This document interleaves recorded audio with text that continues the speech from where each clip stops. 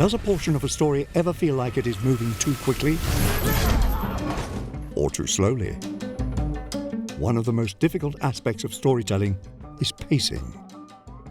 But what exactly does pacing mean, and how do filmmakers approach it? This is What is Pacing?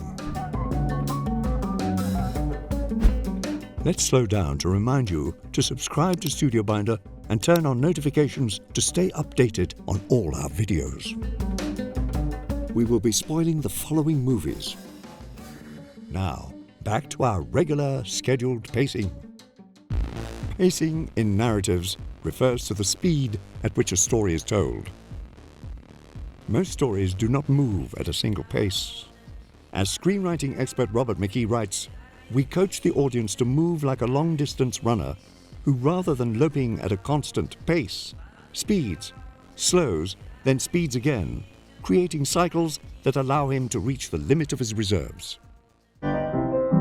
Pacing in film has evolved over the medium's history. Early cinema often utilized long takes, but featured shorter runtimes, resulting in slower editing but faster-paced stories. With the inception of more advanced editing techniques came more complex and varied narrative structures. D.W. Griffith pioneered cross-cutting, using pacing to affect the audience's emotions. Later, directors like Alfred Hitchcock used pacing to exacerbate suspense and shock. Today, pacing remains a primary consideration for all filmmakers. Must go faster. Hey, slow down. Safety first. Pacing can apply to both the micro and macro aspects of storytelling. Individual scenes have their own pacing, but you should also consider the pacing of larger sequences and the entire narrative as a whole. We'll look at the various ways story tempo can be manipulated, including during production and post-production. But first, let's look at pacing in screenwriting. Read. The screenplay is the first place where the pace of a story can be dictated. There are several ways a screenwriter can signal the speed they want their story to be told. In his screenplay for Tar, Todd Field explicitly states his vision for the tempo with an opening disclaimer, writing, "Based on this script's page count, it would be reasonable to assume that the total running time for Tar will be well under 2 hours. However, this will not be a reasonable film. There will be tempo changes."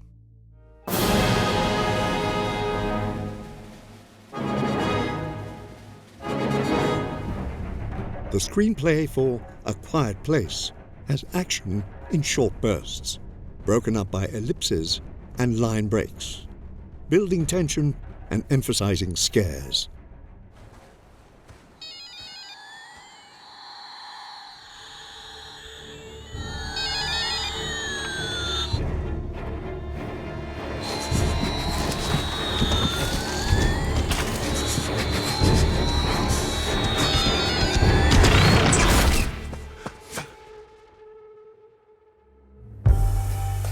Past Lives, meanwhile, moves at a steady meditative pace, letting small moments breathe.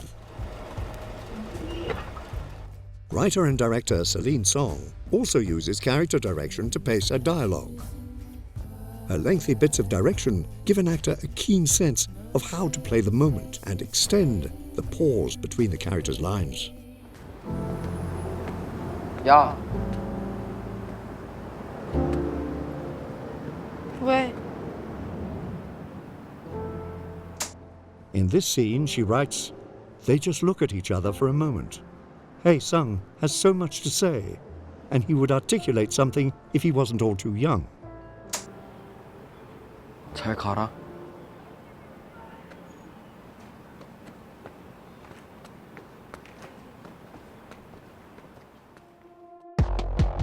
Compare this with a rapid-fire dialogue from a writer like Aaron Sorkin.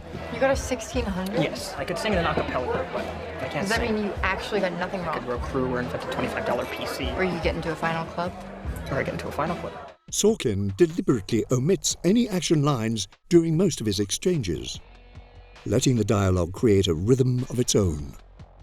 Have you ever tried I'm trying right now to row crew? to get into a final club. To row crew? No, are you like, whatever, delusional?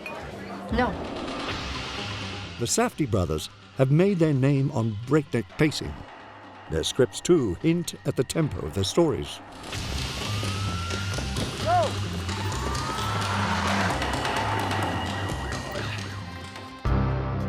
In the opening scenes of Uncut Gems, they introduce us to the chaos of Howard's life. Arnold, tell him I'm coming up now. He ping-pongs from location to location, and they indicate just how all over the place he is with their scene headings like 30 minutes later. I'm literally minutes away from closing the biggest deal of my goddamn life, and when I do, you're gonna be embarrassed. And soon after. Howard Ratnick, how are you? Great to see you. What really creates an urgent pace is the Safdie's management of characters. What the f*** is going on out here? At any given time, Howard is having multiple conversations with multiple different characters. He and the audience are getting pulled several different ways at once. I have clients in the office. Turn around and walk away. Good, we're good. All right, David, go back inside. Everything's fine. Hello, open the door. Okay. Jesus. You with KG? Narrative tempo can also be affected by scene length. Most of the scenes in Requiem for a Dream, for example, take up less than a page. These short, fragmented scenes are used to reflect the characters' lives spiraling out of control.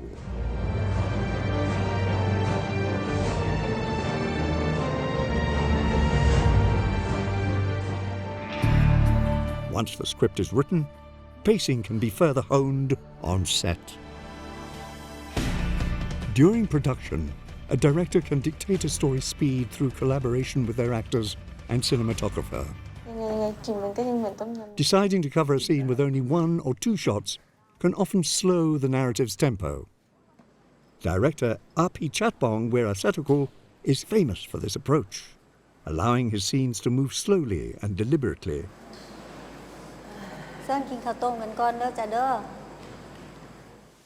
These long single takes build the dreamlike, meditative quality that has become the filmmaker's signature.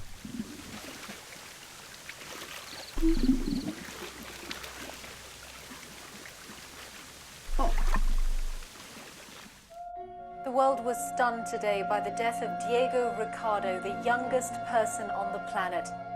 A single take can also have a more rapid pace. In Children of Men, Alfonso Cuarón uses a oneer to highlight the chaos of the battlefield. Because the camera is handheld and nearly constantly moving, it imbues a faster pace to the scene than Weerasethakul's stationary wides.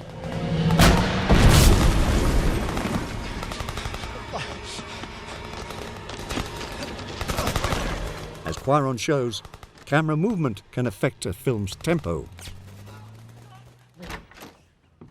In Kill Bill, Quentin Tarantino uses crash zooms and whip pans to create fast-paced fight scenes. Yasujiro Ozu would largely cover his scenes with almost no camera movement. The director's locked-off shots allow scenes to breathe, letting the audience contemplate the subtle dynamics between characters.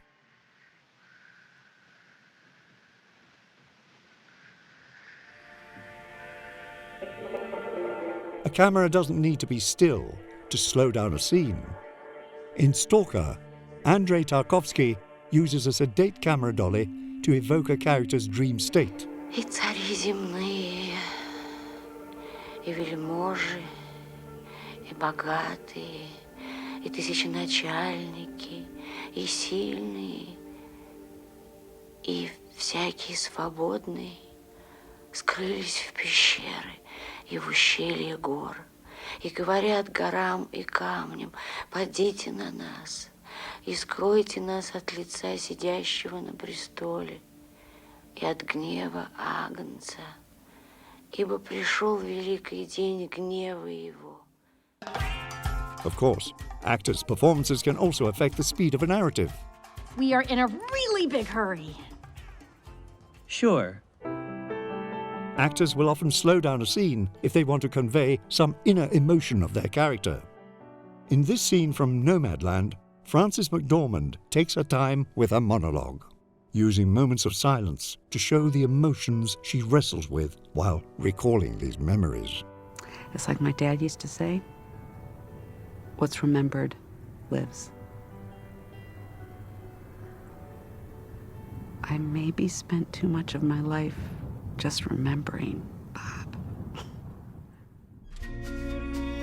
In the Grand Budapest Hotel, Ray Fiennes employs a long beat or dramatic pause for comedy.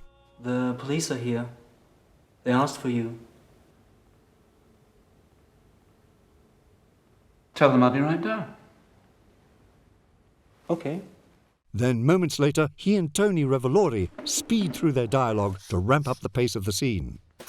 Have you ever been questioned by the authorities? Yes, on one occasion. What? I was arrested and tortured by the rebel militia after the Desert Uprising. Right. Well, you know the drill then. Zip it. Of course. You never heard the word Van Hoytel in your life. Got it. Okay, let's go.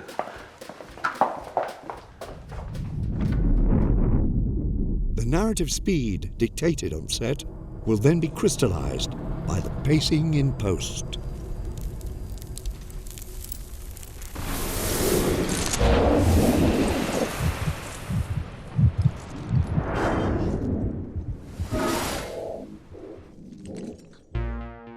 In many ways, the art of editing is the art of pacing. How long an editor decides to stay on a shot or in a scene has a direct effect on the speed of a story. Fast cuts are the most immediate way to increase the tempo of a sequence.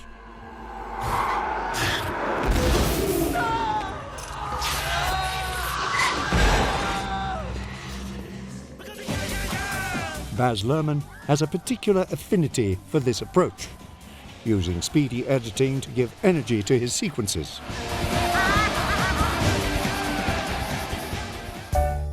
Chantal Akerman, on the other hand, uses cuts more sparingly. In her film, News from Home, she lingers on shots of New York, allowing the city to play itself, and for viewers to slowly sink into its world.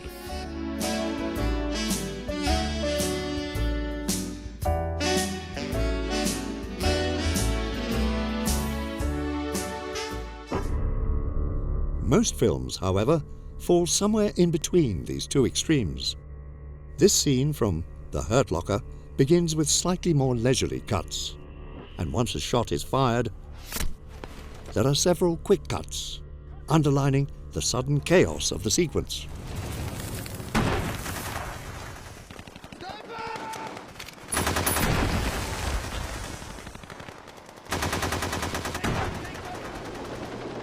This famous sequence from Platoon does the opposite, beginning with more frequent cuts and then holding on slow motion shots of Elias.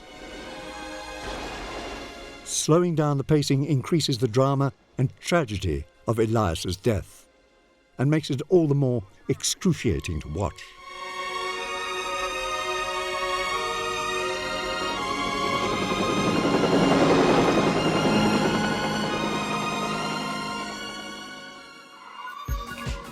The Rules of Attraction boasts a 4-minute montage of a hedonistic romp through Europe. Both the edit and the propulsive narration makes this an extremely fast-paced sequence. Saw the Tate, saw Big Ben, ate a lot of weird English food. It rained a lot, it was expensive, and I'm jonesing, so I split for Amsterdam. The Dutch all know English, so I didn't have to speak any Dutch, which was a relief. This montage from The Wolf of Wall Street utilizes fewer cuts, but speeds through more narrative. In just a few minutes, Belfort has taught his team how to sell and upgrades his company. Music can also play a large role in pacing.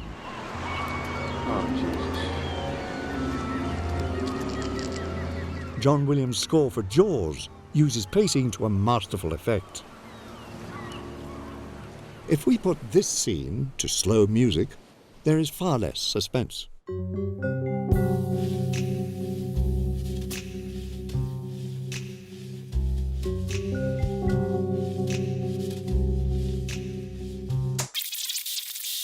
But listening to the actual soundtrack, which speeds up, braces us for a scare.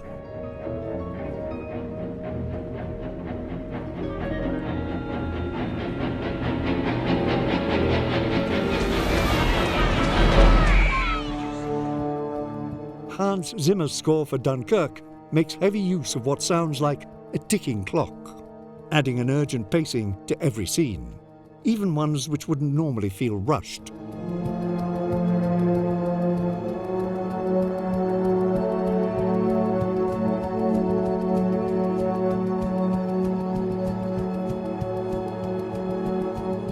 The editing room is where all the pieces of pacing come together. And if the pacing isn't working, the editing room is where it must be fixed.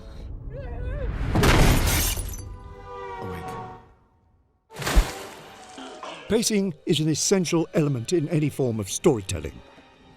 And so it should come as no surprise that it is vital in cinema. No matter where you are in the filmmaking process, it is always important to keep in mind. Pacing begins at a film's inception. Set the pace in your script. Block out scenes in a storyboard. Design the most efficient shot list and more in Studio Binder's pre-production software. That's all for now. We hope you get where you're headed at the pace you see fit. Discombobulate. Dazed, will attempt wild haymaker, employ elbow block and body shot.